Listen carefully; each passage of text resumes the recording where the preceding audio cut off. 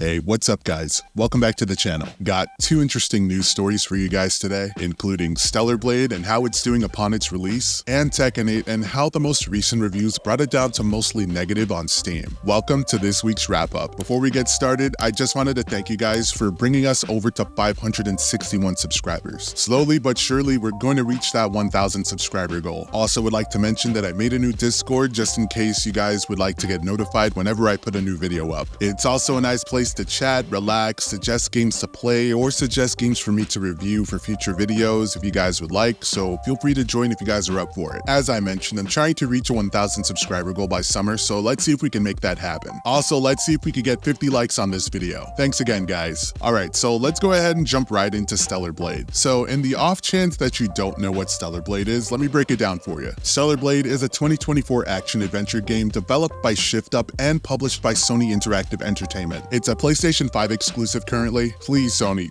please bring this to PC. I would love to play this for PC. But yeah, it's currently a PlayStation 5 exclusive, and you play as the character Eve, who is a badass who can slash monsters and look pretty damn good while doing it. It was released on the 26th, and it's been getting a lot of really good reviews. I know this was a pretty controversial game because everybody thinks that she's too sexy and everything like that. I mean, I honestly don't mind. I mean, when I played the demo, I noticed like in the beginning of the game, and yeah, she looks great, but I was mostly focused on fighting the enemies and the story that the demo had to offer. It's possible to enjoy both the great looks and the story that comes along with the game. For me, the standout from the get-go was the music. The music is absolutely beautiful. Again, I've only played the demo, but you know, playing that demo, listening to the music in it, the combat and everything, it kind of made me feel nostalgic in a way. I don't know if that's weird, but listening to the music and playing through the game with that kind of combat, it really kind of pushed me back to like my Xbox 360, PlayStation 3 days where I would play cool demos with cool combat and everything like that. But guys, I just can't stress like how beautiful the music in this game is. I'm a music kind of person. I used to be a music producer, but I really love the music in this game. It's so beautiful. It makes me feel nostalgic. It really hits all the boxes for me when it comes to combat, when it comes to the resting point.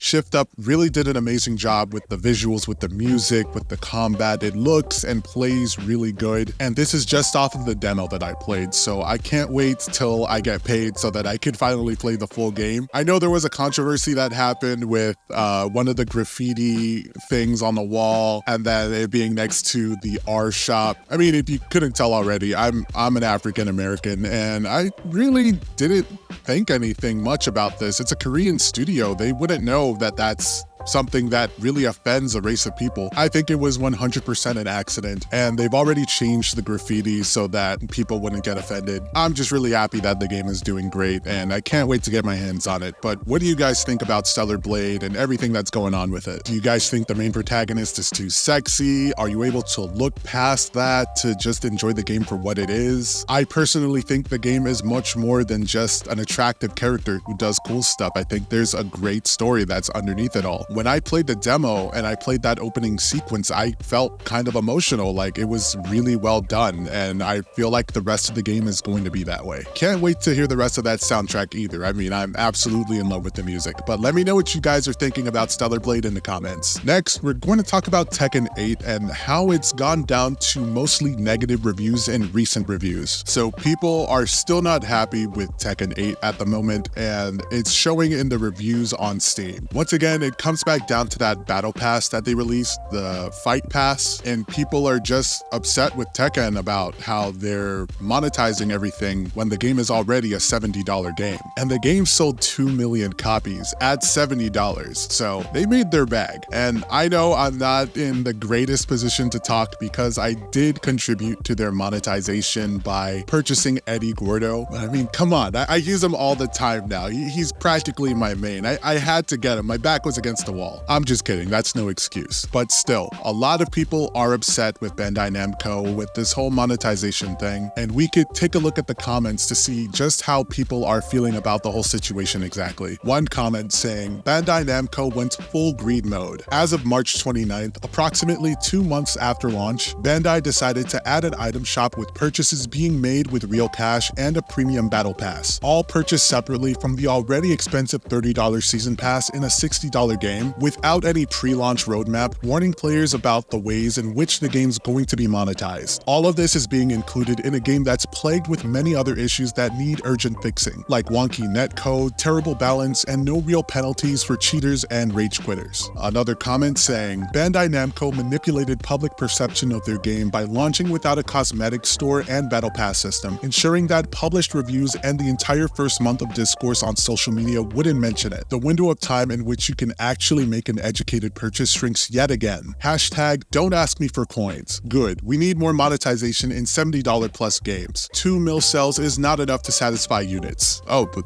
here we go. I found a good review. No one will read this review, but Jack 8 screams make me feel ways I've never felt before. You see, it's always the little things that count. Jack 8 screams, there's always positives.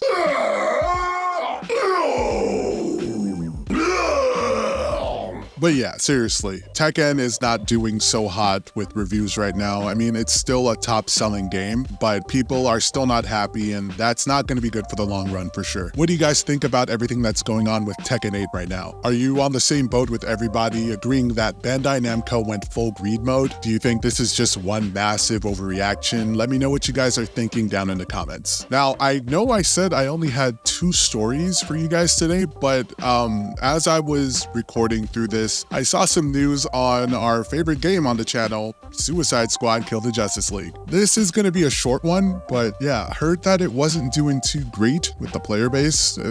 It was already not doing great with the player base, but not like this. The website Windows Central posted an article that read, Rocksteady's Suicide Squad game sinks to an all-time low player base, which doesn't bode well for the game's future. But that's just how Suicide Squad has pretty much always been. What makes today any different? Well, remember Marvel's Avengers, the other live service game by Marvel that didn't do too well and has currently been shut down pretty much? Suicide Squad, which is still currently active and is still in everybody's libraries and such, went down to a total player count of 118 players, while Marvel's Avengers at the same time was at 169 players. To me, that's just Suicide Squad hanging on for dear life. I don't see them lasting much longer with this service model that they currently got going on, and all the other controversial stuff that they had going on with the game's development and such. It's unfortunate, but I mean, all we could really do at this point is just sit back and watch the demise of this game that really did have a lot of potential, but did not shape up to be the good game that it could have been if the right amount of love and care and determination was put into the development. Seems like they went for the short-term cash grab method, and while the higher-ups might still be swimming in loads of cash, this doesn't look good for Rocksteady games at all. But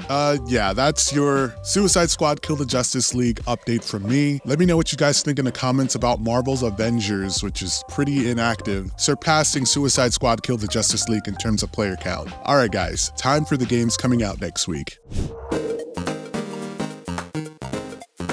Garden Plant Creator. Take a moment to appreciate the beauty of nature. Imagine perfection and try to recreate it in the free-to-play Garden Plant Creator. Prepare now the seeds of a unique gardening journey that will soon begin in the full Gardener game. Coming to PC, April 29th. Sherwood Extreme. A co-op crossbow shooter with bullet time parkour. Race through levels and horde mode, chaining combos of slow-mo sniping and destruction to climb the leaderboards. Don't forget to build maps in the level editor. Coming to PC, April 29th.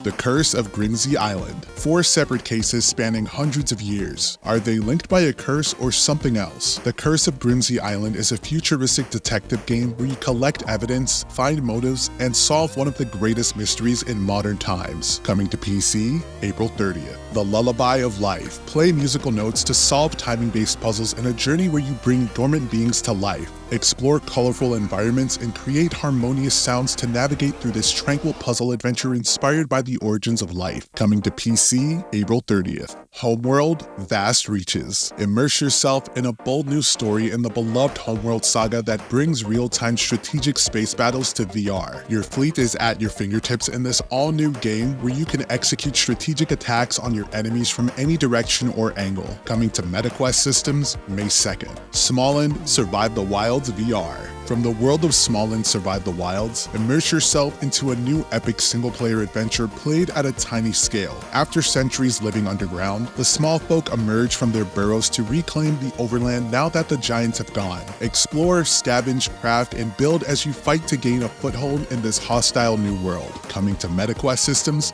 May 2nd. Surmount. Fling yourself into a mountain climbing adventure. Become the first to reach the top of the highest mountain in the world and meet eccentric characters along the way. Coming to Nintendo Switch and PC May 2nd. And finally, Spy Guy Hidden Objects Deluxe Edition. Venture out on a colorful and hand-drawn adventure with Spy Guy. Travel between cities in search of clues and don't let the bad guys get away with the treasures. Will you manage to find them all? Coming to Nintendo Switch and PC May 4th. And that's a wrap, folks. Thanks again for stopping by for this week's wrap-up, and again, thank you for all the support that you guys have been showing this channel. Be sure to join the Discord if you guys want to get notified whenever a new video goes up, and be sure to like, share, and subscribe if you enjoy the content that I put out. I really appreciate it, guys. I'll have more videos out for you guys soon, but until then, stay calm, stay casual, and I'll see you guys in the next one.